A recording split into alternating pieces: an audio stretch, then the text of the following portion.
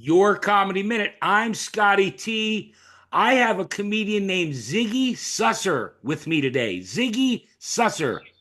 Ziggy, how are you? I'm fine, Scott. Nice to meet you. You know, Ziggy, I got to be honest, you're the first Ziggy I ever met. Right, right. You know what's interesting? Um, Your I name. my full, when I was a kid, That's tell people your full name. right. My real name, my full name is Sigmund, and it's a true story. I was always Ziggy. My everybody called me Ziggy. I go to the first day of kindergarten. The teacher's taking attendance. She says Sigmund Susser. I don't answer. I never heard the name Sigmund. I never heard, and then finally she says, what's your name, little boy? I say Ziggy. She says, what's your last name? Susser. She said, you're Sigmund Susser. I said, no, I'm not. I'm Ziggy Susser. I'm Can Ziggy. you imagine finding out your name when you're 5 years old? I was always Ziggy. My mother picks me up and I say, the teacher called me Sigmund. Is that my real name? She said, yeah. Like she's lied to me my whole life. You know what that does to a kid? By the way, here's my bird Hey, Charlie. look who's here. Here's my bird There's Charlie. Charlie. He'll be I coming was and going to going. talk about Charlie. We'll get to Charlie in a little bit. Charlie comes and Okay. goes as he pleases. Right. Ziggy, besides the fact that you have an amazing name, I get it now, Sigmund Ziggy. Uh, you were born and raised in New York, is that correct? Yeah, born and raised in Brooklyn, and now I live in Manhattan. Okay. And by Uh, the way, I just want to say one thing. I spell Ziggy differently than most people would expect. Like most people spell it Ziggy. I spell it Zygy. But it's not fake, but it's real because on my original birth certificate, my parents wrote Zygmunt in the European way, Zygmunt, and that's how I got Ziggy Zygy. You know. okay. Well, Anyway, I don't even want to ask your middle name. yeah, you can cut I, that out, by the way. I don't even Anyway, want to try that. Let's move on if we can. okay, okay. Okay. I try and watch as much stuff as I can when someone comes on the show. Is it true that you worked for Social Security for 33 years? No, I worked there for 35 years. 35 years. 35 years, yeah. In the 35 years. same job. I never moved up, never moved down, just the same thing, 35 years, just a civil servant. Never wanted to be a supervisor, never want, just the same thing over and over. No ambition, no ambition. Well, I have two friends that work for the government, and the government, and that would be part of the government, right? Exactly. It was federal. And I'm lucky. I mean, because now I have like, a pension, So even though Yeah, they don't pay a lot, I have a pension, which helps, when you get sure, older and stuff. sure. Well, but I understand the hierarchy there at federal government where it's class and rankings, and Right, right. my buddy deserved promotions, and he finally has just given up. He finally is just I'm just working. Because they Yeah, keep hiring around him. yeah. Let's get back to comedy. When did you start doing comedy, Ziggy? Officially 7 years ago. But really like the way it started is that, at Social Security, we would have end of the year like Christmas parties. Okay. And like, I don't know what, maybe 15 years in, I started telling jokes at these parties. Like I would just write things down during the year, things that struck me as being funny, and I would Uh, joke about these people who I was working with or what we were doing or management, and they would laugh. They would laugh.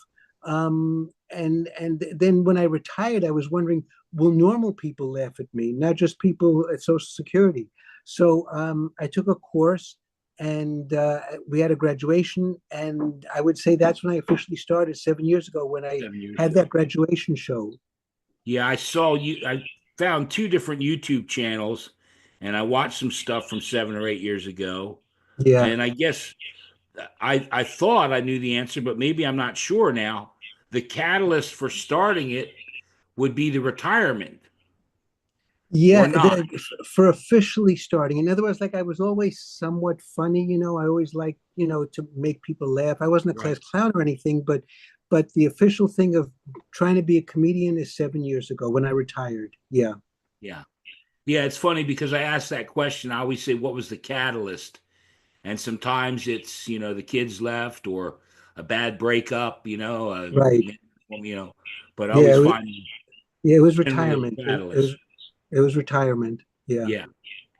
Comedians that inspired you, as you were coming up. And then the follow-up question, comedians that you like today.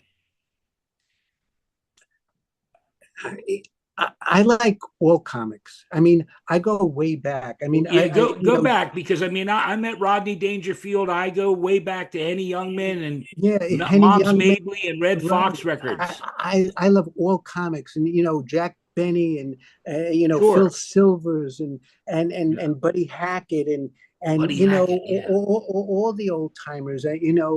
Joey Leonard, and I mean just Yeah. a million of them, and current ones too. I like Gary Gulman. I like Bill Burr. I like Gilbert Gottfried. Uh, you know, I like everybody. There's no Yeah. comic who I don't like. Alan King. I loved Alan King. I used to watch the Ed Sullivan Show, and a lot of Yeah. times they would have a comedy comedian on the show. And Alan King just blew me away. With Myron Cohen. I mean, all these guys, the Three Stooges, Groucho Yeah. Marx, every Johnny Carter, everybody, Robin Williams, Richard Pryor, Okay. George Carlin, everybody. I love them all. I love them all. Yeah. Joan I, Rivers. I, I try not to laugh because there's some comedians that I don't know if you have Netflix or any of those, but they have these, comedy specials. And a lot of times I only get a few minutes in and I'm like, nah, this ain't for me. Right. Okay, you're right. Yeah. Some I like Because more to, than to say others. I love all comics, I would be lying. Right. I What do you can't say think, love. Charlie? Right. Well, let's introduce Charlie while we can. Hi, Okay. Charlie. How are you, buddy? This is Charlie. He's a green cheek conure. He's 6 years old, and he's Say it cool. again. What type of bird it is? Because A green cheeked green cheeked conure, and okay, he's a good pet. Um, I don't have to walk him or anything like that. He, he does poop like every other animal, but this is going to sound weird, but I've kind of toilet trained him a bit. Like when I can tell he's about to poop, and he does this like little dance before he's about to, he starts walking backwards or something. Like so, I put my finger under his stomach. I pick him up, put him on the edge of a garbage that pail, sounds and he poops. And if he's facing the right way, he poops in. If he's facing the wrong way, it's outside. Basically, it's a crapshoot. But but, so and I say, make it do, Charlie, make it do, Charlie. And it's gotten to the point where before he's gonna go, he says, make it do. And I know he has to go to the bathroom. And I'll bring him there. And once in a blue moon, he'll even fly to that little garbage pail and poop himself. That's the best. When he flies there and poops, I mean, that's the best. It goes for after self. 6 years. After six, and that's kind of how I do it too, Ziggy. I kind of back up. And then I squat Right, down. right, Yeah, the way right, you right. described it, that was just reminded me of me. That's funny. I have to give him a squatty potty, whatever. Squatty potty. But, Well, I have to ask this, and again, we're going to talk about our mutual friend that set this up a little bit. mm, But if you didn't, and you watch some, I am an idiot. I make no bones about it. I'm an idiot. I laugh at the wrong stuff. I ask the wrong questions, but that's me. no, I I think you're recently great. started I don't know telling why you. people. I don't know why No, you I say recently that. started telling people, and I don't want to, but I started telling people that I put the FU in funny. I think you're a Um, great interviewer. but my question, and this is how stupid I am. I think everything you do is clean. In other words, you do clean material. Right. Now, what do you think my question is? Uh, why the fuck do you do clean Well, material? I wasn't expecting that. Holy shit, Ziggy. No, well, I mean, that's not it's, oh my God, Ziggy. That was that was right there's worth the price of admission. I love when I have somebody on right there is why I'm doing this way because I would have never expected that. Why in the fuck do you think I Oh my God. No, my question was going to be, have you ever done dirty material? In other words, do you do, and then now that you broke the ice, you might as well do a couple. Um, again, it might. I want to be prepared for sex. I have Viagra in case I get an erection, and a defibrillator in case I get an orgasm. Um, Okay. Have you ever and heard? There's one something about the guy just wants a half of Viagra, and the doctor says, "Well, why?" He said, "I'm not only having sex. I just want to stop pissing on my feet. I want to stop pissing on my shoes." very good, very good, very good. There, Yeah, there's I a million. suffer from I that would be me. That's funny. That's funny. I have a joke. My cousin got implants. It hasn't helped her sex life, but it has improved her bite. And another one, but she can't swallow a pill whole. She has to break it in half, Uh-huh. And I feel bad for her boyfriend, meaning like she has to bite, but anyway, bite down on him. Anyway, sorry about that. So those are my dirty jokes. Ziggy, You you're asked, good. you asked for them. You asked for them. I'm not saying they're Ziggy, you're good. fine. You already made this show's already comedy gold because of you. I Okay. never thought I'd really. I I can't even begin to tell you. I'll put it like this, and I hate to because I don't like when I talk too much, but the Gwyn factor was on this show.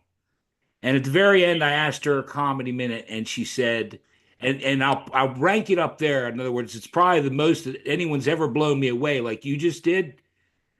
She started talking about doing comedy, and she said, "My husband didn't like all that research." She said, "But how was I supposed to do a big dick joke if I ain't never had one?" And that, I mean, I never would have expected that. But let's go on. You're since you retired, you're now trying to get 10,000 steps a day. Is that right? Keep your Well, girl yeah, straight. my kids are worried. I'm retired. I'm going to get out Right, of shape and stuff. So they said I have to walk 10,000 steps a day. But how many times can you go from the couch to the bathroom? You know, right. 241. Um, 41. Is that one day? exactly, exactly. Right. Again, sounds So, like me. You're describing me. right. But But yeah, anyway, you do something that you back and forth, right? what do you mean? Say that To again. get the 10,000 steps in, don't Yeah, you? yeah. 5,000 going, 5,000 coming. Yeah, yeah. No, no. That's like, in other words, you did a bit about climbing to the Empire State Building. Oh, you mean? Oh, cool. I didn't know you Yeah, saw didn't that you thing. do? And something happened there. Yeah. That was yeah. I didn't realize you knew that.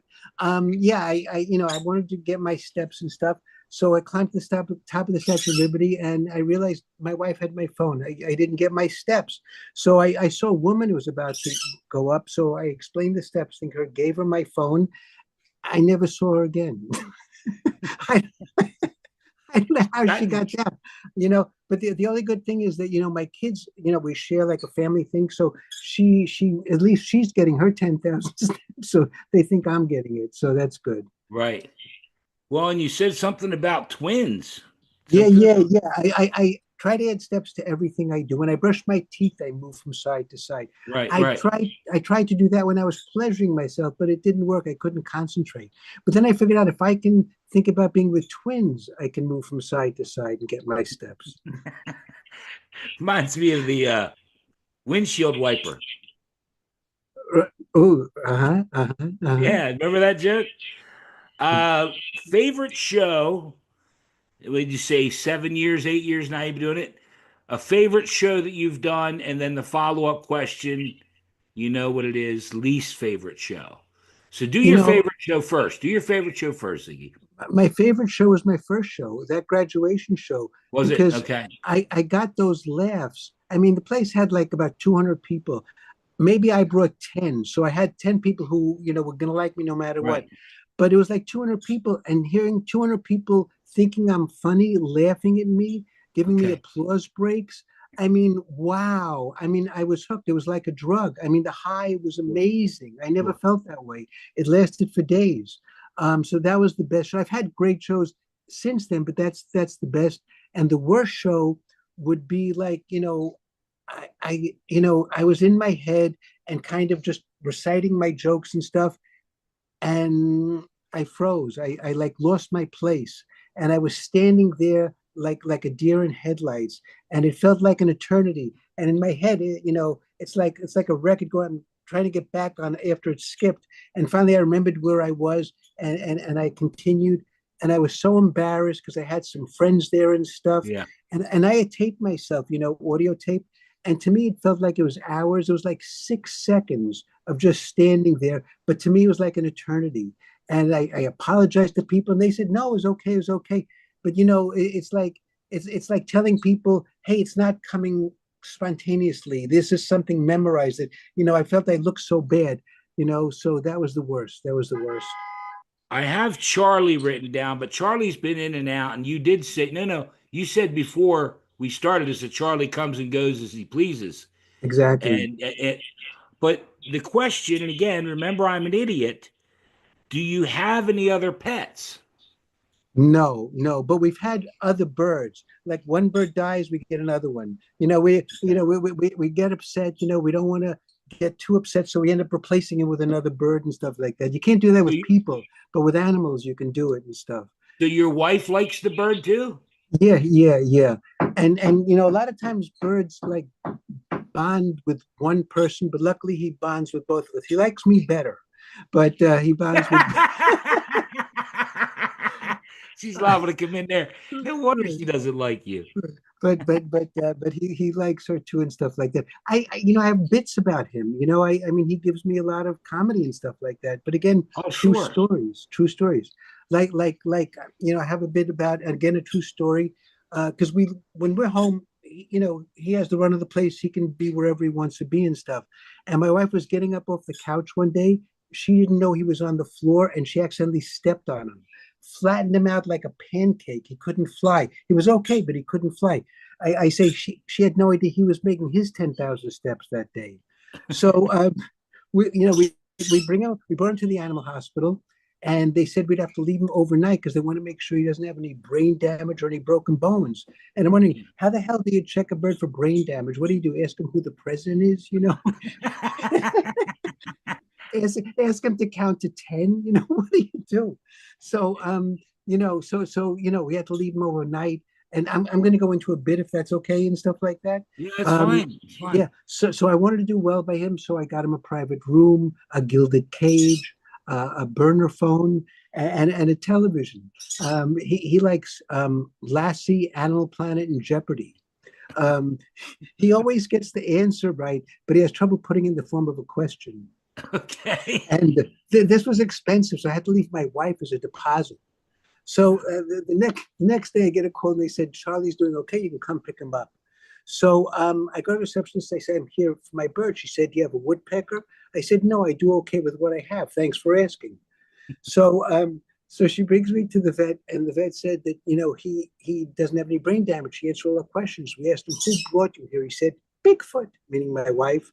What's the beginning of the universe? Big Bang. Who's your favorite Sesame Street character? Uh, Elmo. I thought he was going to say Big Bird, but Right. I can live with a little brain damage. And we knew he didn't have any broken bones because we have the latest CAT scan here. And when Dr. Smith brought in his latest cat and Charlie flew, we knew he didn't have any broken bones. Right. Um, and so they gave me the bird, and then they gave me Charlie. Um, You and, know, and on, Go ahead. go ahead. I'm sorry. No, and on the way out, I got one of these yellow protective vests for when he walks around the apartment at night. And now when he walks around, he says, "I'm walking here. I'm walking here." I think he saw Midnight Cowboy on TV the night before. Anyway, it goes on. It goes on. But anyway, Yeah. go ahead. Well, there was two parts to that. When I asked about other pet, I thought about like if you had a cat. No, no. We had a dog when my mother-in-law passed away. We inherited her dog, so we had a poodle for a while. But otherwise, it's always been birds. Yeah, no, because I pictured the like a cat and a bird. There's a joke about that too, you know. But someone told me about your daughter or something has a problem with the bird. Is that right? He hates our daughter. He flies to her and bites her. Um, Are you know, you serious? he's jealous. It's like sibling rivalry. It's horrible. I asked the vet about it, and he said it's hormonal, but it's too expensive to get either of them fixed. So, I but don't know if that's true or not. no, You're sending it's me true. here. It's true that he hates her. Like when she's visiting, because she lives in Chicago. So when she's visiting us, we have to keep him locked up in the cage. And when he wants to come out of the cage, we lock her up in her room. We put her in her room, and he paces back and forth in front of the door, waiting for her to go out so he can attack her and stuff like that. It's terrible. It's like watching a cheap version of Hitchcock's The Birds, with one bird. Yeah, right. I remember that. But but Um, it's true. wow, It's true. that's crazy. Well, just one other part, and we'll move on from Charlie. But how, when you go out, I bet you have to be really. Does Charlie ever try to fly out? Or, like, for instance, you open a door or a window or something, and Yeah. Well, we live in an apartment building, and we have screens on all the windows. right, yeah, And again, when we go out of the apartment, we're on like the fifth floor, so he can't really escape. So he did escape once, and I think it scared him because he never did it again. So he doesn't try to fly out of the apartment. But sometimes, let's say if a delivery person comes, like he used to fly yeah, to yeah, yeah. the delivery person and land on because he's usually friendly. But generally scared to go out and stuff like that. Okay. But like sometimes something will scare him and he'll go fly wildly, and once in a blue moon he'll crash right into the window and stuff like that. Which because he doesn't there, know it's a window. there I am laughing at So the. right, By so the way, it just dawned on me. I meant to tell you this. You are not the first person to come on here with an animal. I don't know if you saw it. I had a guy on here with a duck. duck. Oh my god, a pet duck. Yeah, it's a crazy story. I won't go into the whole. What happened was he was out with his buddy, his girlfriend or his friend, walking, hiking, and a bird apparently dropped. It was just a little bit of a duckling at that point. I guess he was going to eat him, but he dropped him. And so he found this little duckling, and 6 years later, he still has the duck. That's beautiful. That's beautiful. Yeah, yeah, it's actually very. That's why I had him on. I thought it was a real heartwarming story. That's cool. Charlie, on the other hand, man, I don't know. Well, we don't have a lot of time left, but I want to ask you because you do a lot of jokes. Do you have a favorite joke? Well, I don't know favorite, but one of my well, I usually start off by saying, I retired after working 35 years at Social Security, but they think I'm still in the bathroom. Yeah, And then I say sometimes I couldn't decide when to retire, so I asked my boss. He said today works for me. yeah, yeah. I saw that. Right, right, right. So I guess those are two favorites now and stuff like that. I don't know. You don't really. I'll just do this real quick, just because I do a lot of jokes, and it's funny how someone will say to me, I think that's the best joke you ever told, and I go, really? I'll do it real quick for you. You probably heard it. It's mother has a hard time getting her son to go to sleep every night. So the little boy goes up to bed and he says, "Mom, can I have a glass of water? Go to sleep." A little while later, "Mom, can I please have a glass of water? Go to sleep." A few more minutes. "Mom, can I pretty please have a glass of water? Go to sleep or I'm going to come up there and spank you." "Mom, when you come up to spank me, will you bring me a glass of water?" Great. I love that. Very good. Yeah, yeah, I and never it's heard funny it. how people. I have yet to have someone say that's just great joke. I love that joke. It's a great joke. It's a good. Thank you Yeah, I for love it. sharing. Um, I want to mention good timing with Joe Firestone on Peacock. Joe Firestone is this great comic, Yeah, and during the pandemic, or really, she started before the pandemic. She, you know, decided to go to a senior center and do comedy with a bunch of seniors. yeah. And then the pandemic hit, and she wanted to continue and figured out how to do it on Zoom. So once a week, and now she's been doing it for 4 years. She spends like close to an hour with us on Zoom and just puts out premises, and we try to make funny statements and stuff like that. And she decided to make a documentary about us. And it's called Good Timing with Joe Firestone. It's on Peacock TV if Yeah. anybody has it. And Elaine, I'm let, lucky enough let me to just interrupt you real quick. Elaine Witt was on, Elaine Witt was and on, Elaine and this Witt, guy. Elaine Witt was on this show Right, and talked about it too. But I didn't know you right, at that right. point. Yeah, and I was lucky enough to be on it, and it's just great. And she used to be a writer on Jimmy Fallon, and to Okay. promote the show when it came out in 2021, she was on his show and promoting it. And he said, "Let's see a clip," and the clip he showed was me, was me talking to her, Yeah, saying, buddy. it was saying to. I know. Did you see the show? Ah, Did you see the movie yet? By the way, oh, have you sure I seen it? did. So the clip was me saying, I've always had a dream of being on the Tonight Show. That's what he showed on the Tonight Show. And Jimmy Fallon said, well, now you've been on the show. It was so cool. So, it's That's like I great. was on the Tonight Show. I mean, I wasn't physically, but my image was talking and stuff like that. And I'm one of my biggest regrets is that I could have, I probably could have asked Joe Firestone if or whatever, if I could be there, and maybe put me in the audience or something like that. And they could have shown me in the audience when they did that.